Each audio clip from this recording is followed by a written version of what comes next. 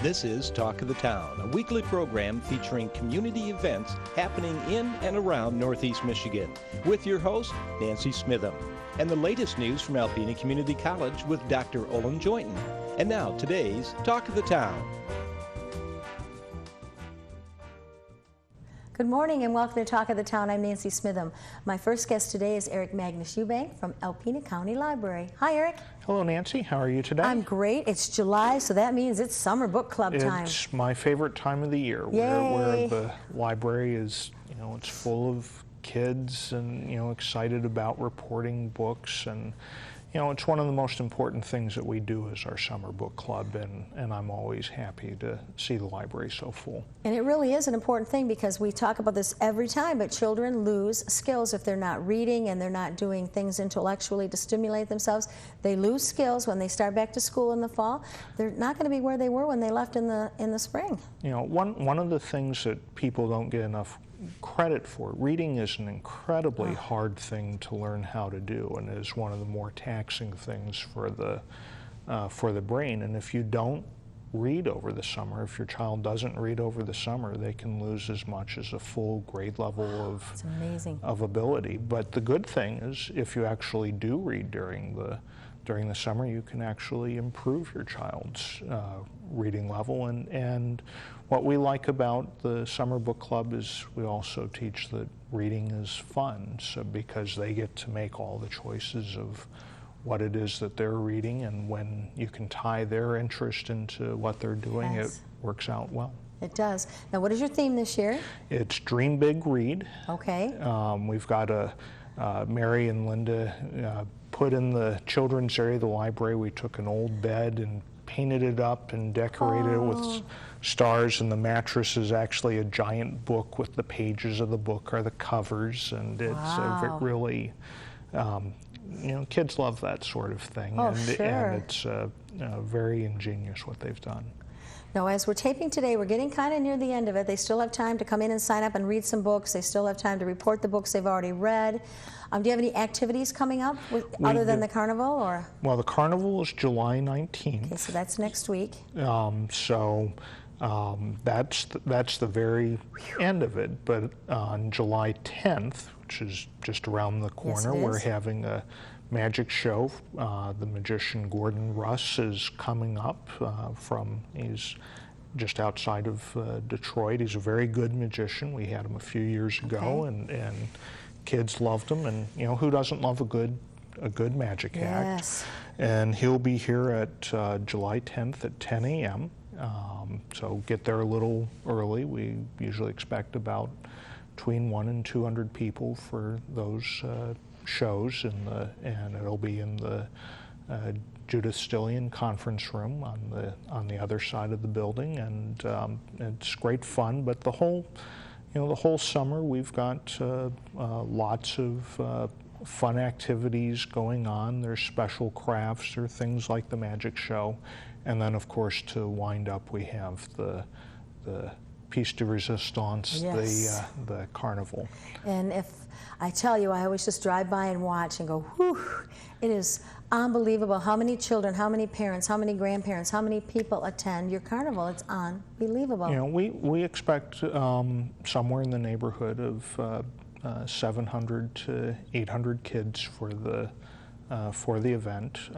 It takes over 100 volunteers to put on, and we're always looking for volunteers. So if you're interested in spending a day with kids and helping out, you can call the library at 356-6188 and ask for Brenda. She's in charge of the volunteers, and we've got a good start on that. But we're always looking for more. But we have over 50 games and activities for kids to do. One of the special treats is the Horsemen's Club is offering rides for kids who have read all 15 of their books. There are just so many kids who show up that we have to reserve that for the ones who have done their reading. The reward. And they did this last year in the incredible heat. They had to call that early just because it was so hot, but you know, there were some really touching moments with the kids and the horses, and that's, you know, the carnival is such a neat thing. And the kids who have read all their books and reported them, they get tickets, so everything's free for them. Everything's free for them except for there's a hot dog lunch that we charge a nominal amount for. But apart from that, everything's free. You can also buy more games if you want to, and it comes out to about 25 cents a game to play. But again, if you do your reading, and 15 books isn't it's the right amount for what you need to get through the summer, but it's not an incredible amount, and come in and report your books, then all of that's free to you. Yay. And it's the 19th, July 19th. From 10 a.m. to 3 p.m. Now, if we have weather like we did last year where we were pushing triple digits, and Alpena is not made to push triple digits, then we may adjust the hours because of that. So watch the paper, listen to the radio so that you know, or call the library, 356-6188. Right, or go to our website, www.alpenalibrary.org. And you have an awesome website. There's so much information on your website. You can learn everything about tutorial programs, how to get your GED. I mean, the things that are on your website, I always refer people to your website because you can find just about anything you need to find out about anything on your website. It's a pretty amazing website. We're actually in the process of updating it to make it even more user-friendly and to get some more things out there. So we're excited about our web presence, but we're even more excited for what's coming up in the near future. Okay, we have about 2 minutes left, and there's another big event coming up, the book sale. The Friends of the Library book sale is the last week of July. Okay. So the 24th through the 27th. Okay. There is a special preview sale for members of the Friends only on the afternoon of the 24th. And how do you get to be a friend? Well, for the grand sum of $10, you can be a friend of the library, and all the money goes to support library programs and activities and equipment, and they've done some very great things for us. Wonderful group. This is their main fundraiser, plus it's a great selection of things that opening night I compared to the running of bulls in Pamplona to watch people, you know, there's a line from the door, you know, practically out the door to get in. And are you still taking donations of books? We are still taking donations of books. Now, we don't take things like National Geographic or Reader's Digest condensed versions, things like, we don't take those, and we ask that they can be used. They don't have to be pristine, but if there's like mold growing on it, the trash is the most suitable place for those. Yeah, because then you have to pay to get rid of them, and you don't need to absorb cost. You need to make money on this project for the Friends. Okay, and I know it'll be busy as usual, and everything will be crazy, and look forward to hearing about the success of it, and look forward to hearing how wonderful the carnival went, and I look forward to driving past and driving past again. Well, you can even stop by. Maybe I'll stop by and have a hot dog lunch. It'll be good. Okay, thank you, Eric, so much. Thank you, Nancy. I'll be right back following these messages.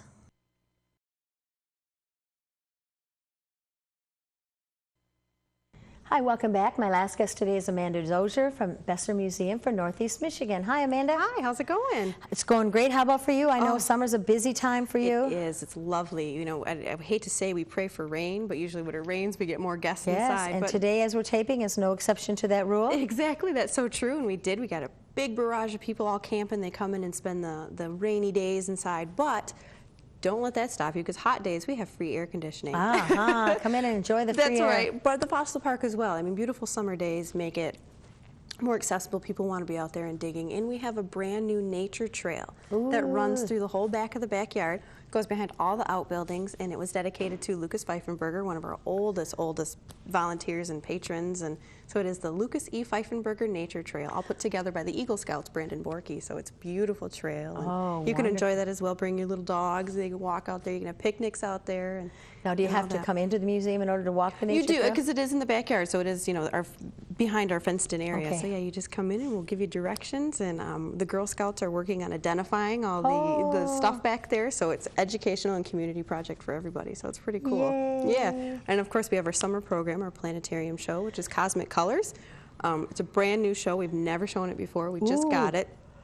Gorgeous. It explains all of the colors in the universe, from the stars and the sun, why they look the colors that they do, why the things on Earth look the colors that they are, based on all the gases and light sources and stuff like that from the universe. So it's really, really neat program. And planetarium shows are Saturdays? Saturdays at 2 o'clock, still the same. Wonderful, again, really high attended. And if you're there, you might as well visit the museum as well if you're there for a planetarium show. Our current exhibits right now are, we have our Korean War exhibit that will last all the way through the summer till the end of August. We have our 150-year anniversary of the First Congregational Church here in Alpena, which is amazing. The history. I've seen, they've been on before, and I've seen some of the archives and the handwriting and the eloquent note-taking. It's unbelievable. It's really neat, because we also have the shovel and the spade for the groundbreaking when Mr. Jesse Besser did that. We have a quilt that they did in 1836 as a church fundraiser, and you bought the squares, and I think the highest one was like 18 cents, and the families got to hand write into these squares and paint on them, and you can still read it, and it's in beautiful shape. So that's on display too. That's really cool. We have the Community Expressions winner, Brooke Stevens. Her artwork is on display there as well. We have Museum Musings, which is a Northeast Michigan Artists Guild collaborative. They took facets of the museum they found inspiring and painted it in their medium of choice. So we have, it's a great interpretation of the museum and a bunch of different pictures and different mediums. It's really cool. And our extended gift store. Oh, extended gift store. Extended gift store. One of the greatest things the museum has ever given me is a bigger gift store. I've had so much fun. We've got T-shirts in there now that say Besser Museum Rocks on it. I should have wore one today, but it says Besser Museum Rocks for the rock part. Yeah, that's really clever and really neat. We have magnets now. And a mural design T-shirt. You see that big mural when you pull into the museum that Miss Judy Dolly did. That's on the back of T-shirts and stuff now. Lots of great educational books for the kids to read. So it's and everything's really reasonably priced too. So we're here to please our guests for sure. Yes. Yeah, it's good stuff. I'm trying to think of what else we got going on. Lots of, still the Native American Gallery is looking wonderful. Richard Clute is doing an archaeology dig with the ACC students coming up, so hopefully we'll have some more artifacts to add to that in the next couple of weeks. It'll be pretty fun. The Nabkawisan discs are the big thing that they go for when they dig on the Hampshire site, which is south of town. And every year they find something, and every year we add to our thing. So it's great. It is. It's a great experience. Now, how does the fossil park work? You come in, pay your regular admission. And then you go out and you just get to dig. You get to dig. Everything that you find in there fossil related is yours to keep. We provide bags at the front desk so the kids can put them in. We do encourage that if you want to spend some time out there, bring your buckets, bring little shovels, things like that from home that'll really help. It's breakaway stone, so it's relatively easy, but it's always nice to get in there with the little picks and kind of chisel away. We do have the parking lot entrance that is open all the time as long as the lights are on, and it's nice outside, you can go dig there, but you don't get the experience quite as much as the inside one. The inside one is more labeled. Okay. We have big, large stones that tell you the different, igneous stone, sedimentary stone, that type of stuff. There's a wash station out on the, the museum side. The fossil pick is a little better because it's not so gone through as the stuff on the other side. But you are guaranteed to find something every time you come. Okay, wonderful. I think it's great. And you had a lot of school groups and things come through. Yes, we had a wonderful end of the year with all the kids from schools. We put through, I'm going to say easily, close to 1,000 kids at the end of the year, because we did whole schools. All of Ella White came, all of Lincoln came. Perfect. Wonderful experiences. We did different stations, from archaeology digs to art stations to fossil stations, planetarium, a little bit of everything. So we incorporated all of our art, history, science with all of their curriculums, so it was great. And that's a good thing to think of too when grandparents have their children in town for the summer, bring them on over to the museum, give them an educational afternoon, enjoying the air conditioning. And the wonderful thing about the fossil park too is we do have places for grandparents to sit now. So they can sit while the kids play and they can do their thing and kids can dig around, so it's great. Okay, and always in need of volunteers. Always, We're going to be ramping up for the school season That's again right. pretty soon. Season of Lights coming up, lots of things. Yep. If you're interested in helping out in any way and being Please. a part of it, call you. Yes, we're doing wonderful with our volunteer program right now. We've got, I think I just counted them before I got here, and we had 42 volunteers in the last month. It's wonderful. All different projects, though, which is really great, from collections to front desk to fundraisers. to everything. So it's really good. Just give me a call, and I'll put you in the right direction. Any fundraisers coming up that you can give us a little bit of a hint about now? We are going to do our Fall Harvest Day again in October. Okay. But we do have our Rocket Camp that's going to come up at the end of August for kids 9 to 12, where they can come. It's a full week, and they build their own rocket and launch them Wow. with Mr. Mike Stoll. And a lot of people know who he is. He was a teacher before, and he's a great, great guy. So we'll be doing that again August 20th through the 23rd. Okay, and they come every day. Every day. Awesome. Yeah, it's really great. It's in the morning. It's 9 to 12, so they get to come and build their rocket each day and then launch them on the last day. We have a big launch party. It's great. Perfect. Yeah, it's fun. And what are your summer hours? Summer hours are Monday through Saturday, 10 to 5. Okay. Yeah, we are closed on Sundays. Yay. Yes, I know. We all have to have one day off at least. It's wonderful. Okay, and once again, a wonderful museum in your backyard. you. If you've not had a chance to get there and see the display, shame on you. Yeah, that's right. Get over there and check it out. Now the parking's right out front, easy to get in, easy Yeah, to get out. No that's reason why right. you're not there, especially right. to see that Korean War display. It's quite moving. We have lots of wonderful compliments on it. Yes, so and it's good. all from local people It who is. It's all donated local. things. Yep. Okay. Which we like to do. We like to be community, and that's one way to do it. So Okay. really nice personal stories. And what about the gift store hours? Whenever So hours are the same, yep. As Okay. long as the museum is open, it's open as well, so 10 to 5. I mean, you have to come check out our merchandise. There's some great stuff in there. I'm so excited about it because the colors are wonderful, the designs are wonderful. It's really just kind of getting our little branding out there. It's pretty cool.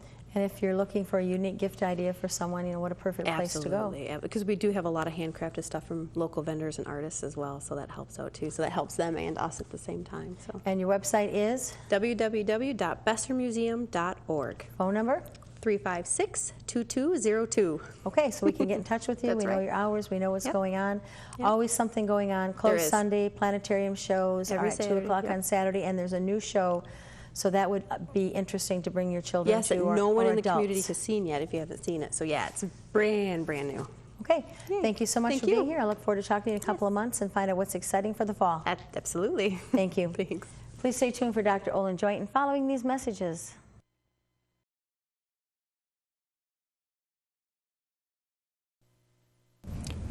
Good morning, everyone, and welcome back to Talk of the Town. I'm Olin Joyton, president of Alpena Community College. My pleasure to welcome back Kathleen Bruski, director of the Volunteer Center program. Good morning. Good morning. Kathleen. Good morning, everyone. It's nice to be here. Great to have you here. Our topic today is one of the Volunteer Center's signature activities, which is the Spotlight series coming up for 12 and 13 academic year.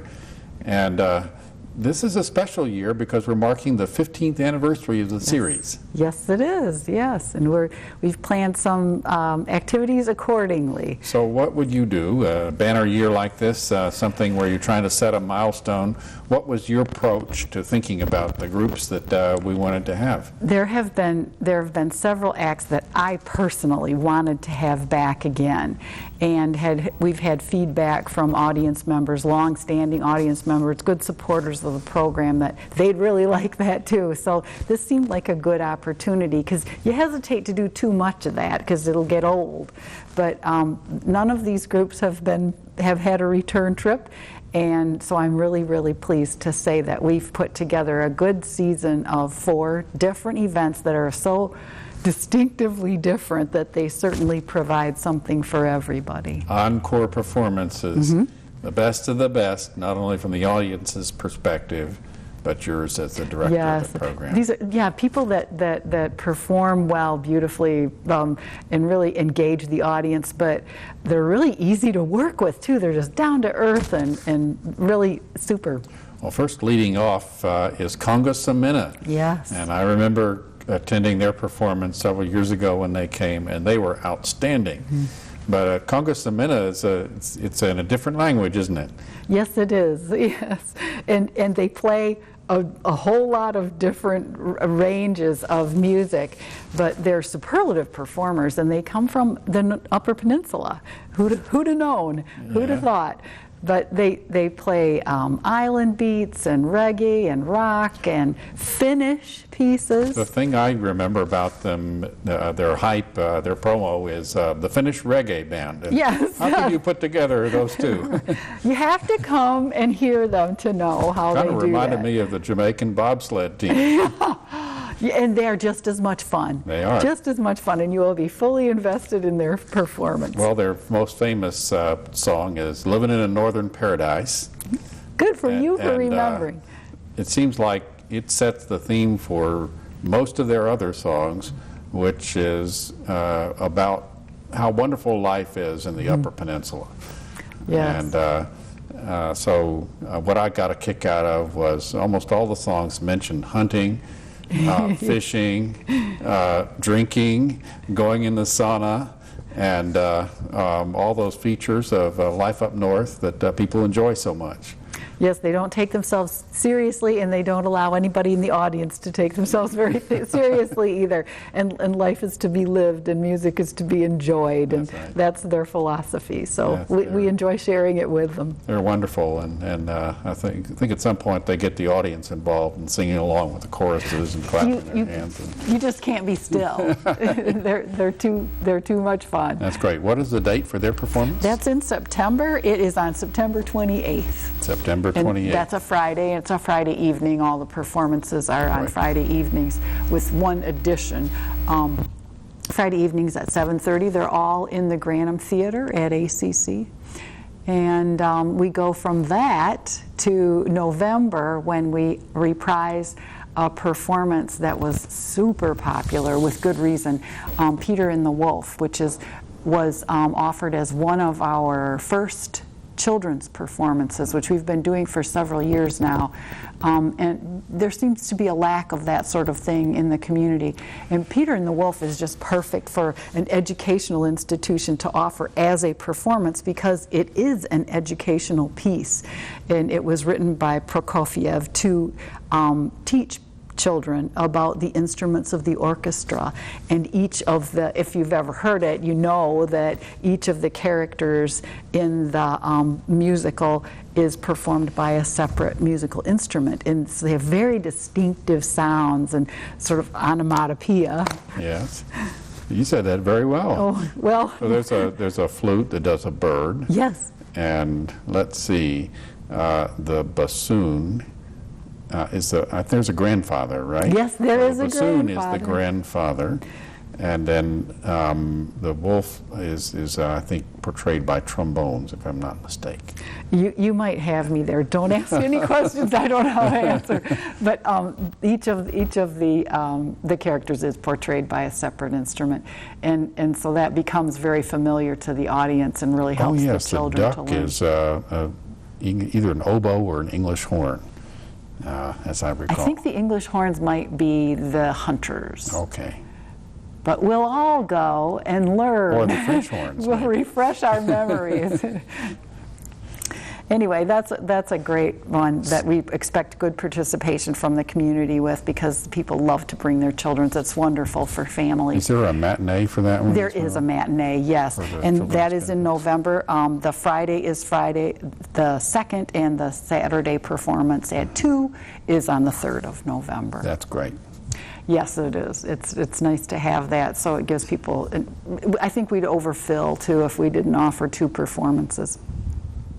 We will also have live musicians for that, which you really have to have to do it properly. And Quintetta Sonara is the group that'll be playing with us. Wonderful. And the characters are in dance theme, and Christine Giordano, one of our instructors, will do all the choreography for that. Terrific. And I don't want to forget Roger Phillips, who plays the grandfather and does a wonderful job. I just can't imagine him do it. Oh, yes, I can.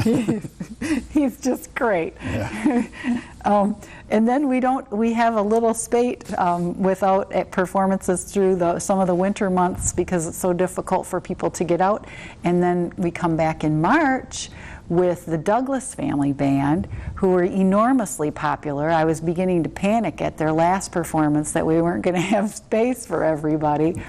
But they play, as anybody in our community knows, they would know the Douglas Family Band, that it's a kind of a country and bluegrass themed music. So something else again.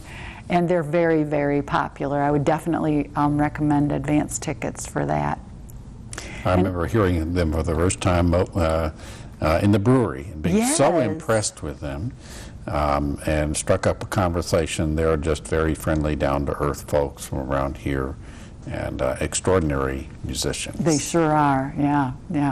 World-class musicians right here in River City. There we go. And then our last event of the season will be to bring back Tim Franchek to play with our own jazz band under Bonnie Moore's direction.